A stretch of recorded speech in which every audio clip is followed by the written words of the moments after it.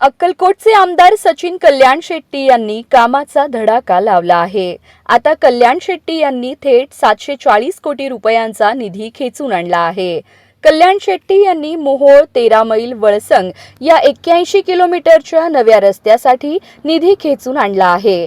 केंद्रीय रस्ते वाहतूक आणि महामार्ग मंत्री नितीन गडकरी यांच्या माध्यमातून या महत्त्वाच्या प्रकल्पाला मंजुरी मिळाली आहे।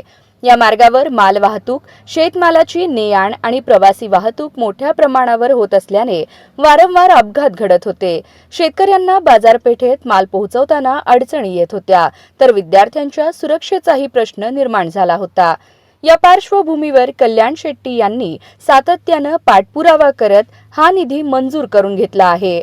नव्या रस्त्यामुळे अपघातांचे प्रमाण कमी होणार असून शेतमालाची वाहतूक अधिक वेगवान आणि कमी खर्चात होईल। तसंच सोलापूर जिल्ह्यासह परिसरातील व्यापार, उद्योग आणि दळणवळणाला मोठी चालना मिळणार असून जिल्ह्याच्या विकासाला नवी गती मिळण्याची अपेक्षा व्यक्त होत आहे।